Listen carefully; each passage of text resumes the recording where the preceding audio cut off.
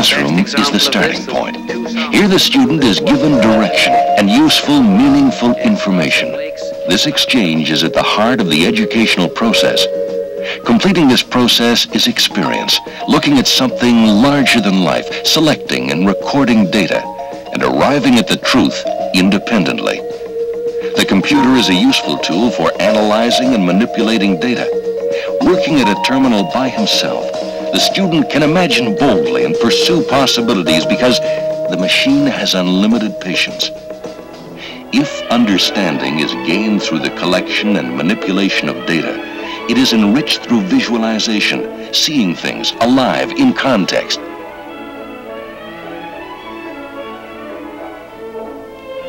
There are nearly 300 million television sets around the world. A fifth of the world's population watched man take his first steps for mankind.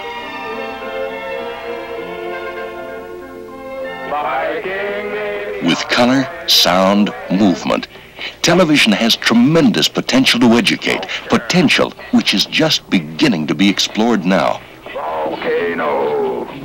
Here at the University of Waterloo, researchers have developed an experimental system for the educational environment which combines the best features of television and computers. It's been a joint research project for the past 3.5 years between the university, a leader in computer science, and IBM Canada, which has the laboratory and development people with application experience in education. The project brought together a range of skills and points of view. Industry marketing and lab from IBM, instructors, students, and administrators from the university. The challenge? To combine two specialized, distinctive technologies which have evolved along separate paths. Dr. Sorrel Reisman was the project planner from the IBM lab. Well, what we tried to do was to take each of the technologies, television technology and computer technology, and develop a system in which the function available was something greater than either television or computer technology by themselves.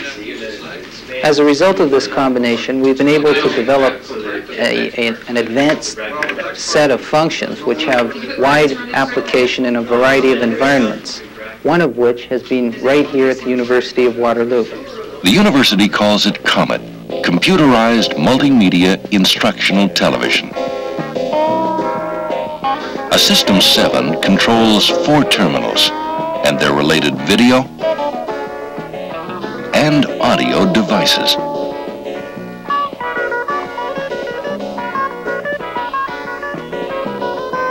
The terminal's display screen is a standard 12-inch receiver which can function as an ordinary television set or be used to display specific visual information stored in the system.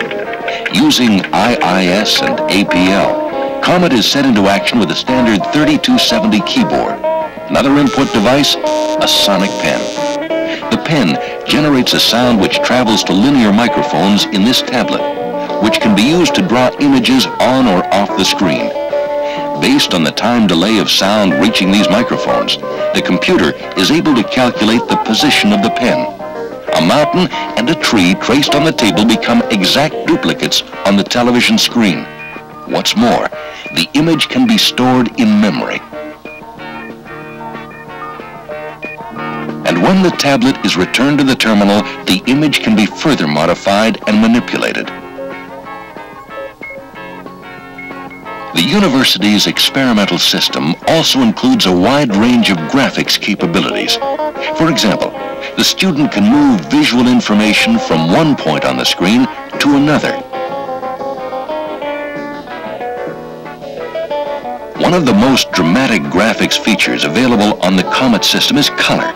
The instructor can use any combination of 8 colors on the screen, and he can choose from over 32,000. Other features of the terminal, such as this image taken from a color slide, are possible because of television technology. Any text or graphics can be superimposed on it. Information can be revealed gradually, one step at a time, at the student's own pace, as he learns about various aspects of the organism he is studying. And here's one of the most important advantages of the system: movement. It's one thing to have all this function. It's another to apply it usefully in an educational environment. Developing course segments on the system was the responsibility of industry marketing rep Eileen Elkier. My role was to work with the professors and their storyboards and apply the function where it would do the best and the most for the students and the professors. The study of gait is probably one of the most complex things there is. It's very simple to most people who know how to walk, but those who don't, it becomes a very serious problem. As you know, our system has color and motion and graphics. How can we help you? In order to analyze the gait of, say, a cerebral palsy child or an amputee, we have to collect data, and you can see our system here shows that we're collecting signals from muscles. We have cameras. We have special things to pick up things from the floor and get the forces that are acting on the body. But ultimately, we've got to come back and look at what is happening in the limb itself. And we get, at the present time, we're forced to draw little diagrams like this and show that that muscle's on and that one's pulling too hard and that one's just doing the right thing and so on. But to see the dynamics, what's happening, we have to be able to have some interaction between the learner or the person who's doing the diagnostics. And that's where I see the COMET system. After a course is developed, visual materials are recorded on the system's video disc. Materials such as these slides from the Leisure Studies course. Color and illustration are very important in a course of this type, but you always have it even in the classroom. What makes this computerized system really different is the fact that the student can interact with the system. They can decide whether or not they want to move on to new material, or they can keep looking at the material for as long as they choose. I usually teach a course with over 350 students, and the opportunity to use the computer for one-to-one instruction is invaluable. Particularly working in this project, it's given individual students an opportunity to see things up close and interact with myself as an instructor in a way that they couldn't if they're in the classroom with 300 others. Along with Leisure Studies, 14 other course segments were developed, including calculus.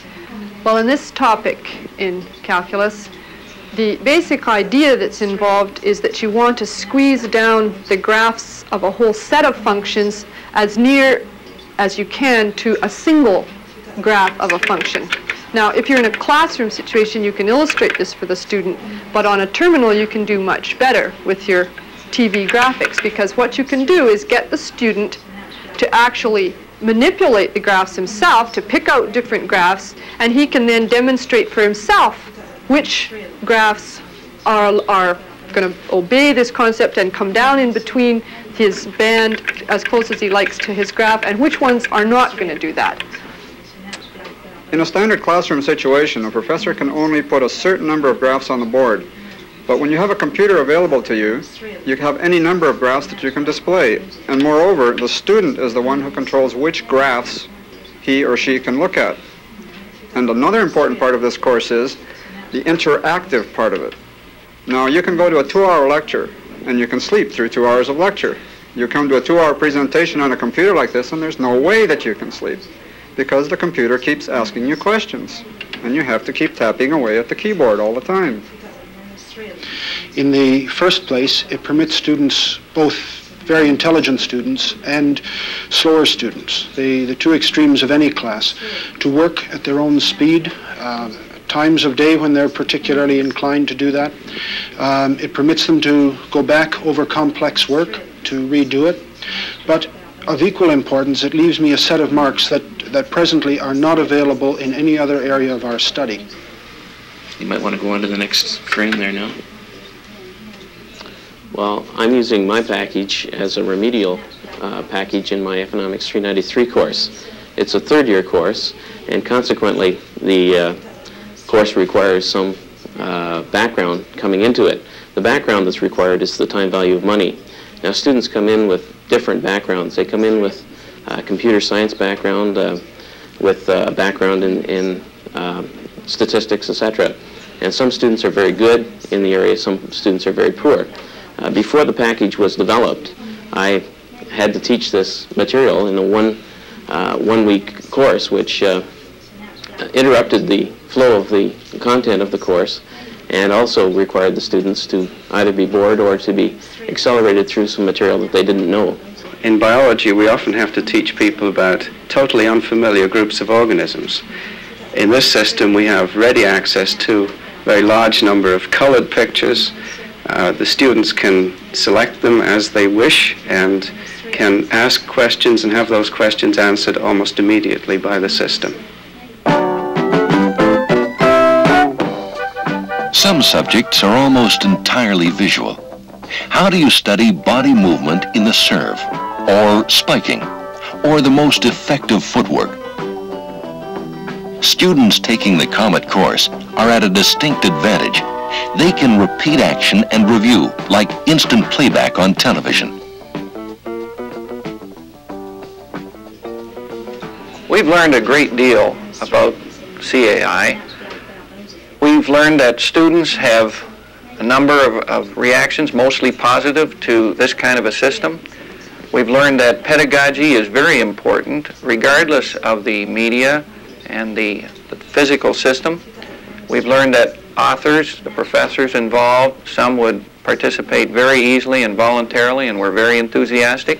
Others had to be coaxed and encouraged, because all of the professors who were involved did participate voluntarily. We've learned a great deal about the costs of authoring, what kind of a team we should put together to author Multimedia CAI, how important the programming people are, how important systems people are, how important authoring is. And we've learned that there is a great deal of potential for this kind of system. And one thing that I would like to stress is that I think the professors who've used it have learned something about the way they teach and about how their students learn. And I think that's absolutely invaluable. We've often all felt that grades are arbitrary and not particularly representative of what a student is actually doing. These far more complete records give us an actual profile of what the student is doing. They permit us to sit down with the student and discuss the matter afterwards in terms of his actual performance.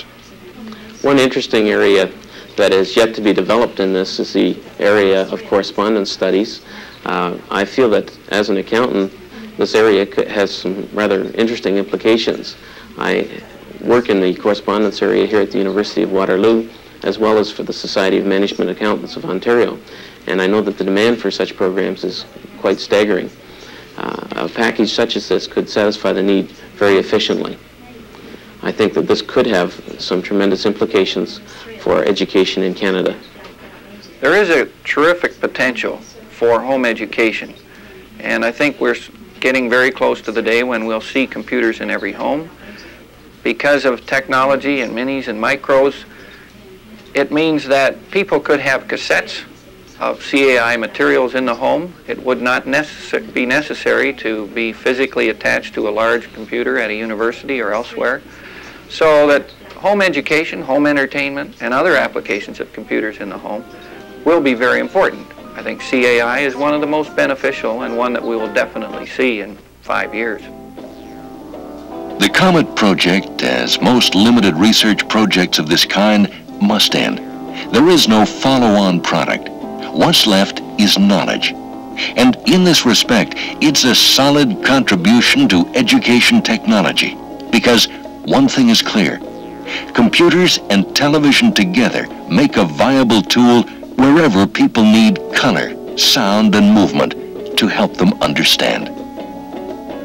The demand for correspondence courses is simply phenomenal at this point in time. This could have a tremendous impact on education throughout the country.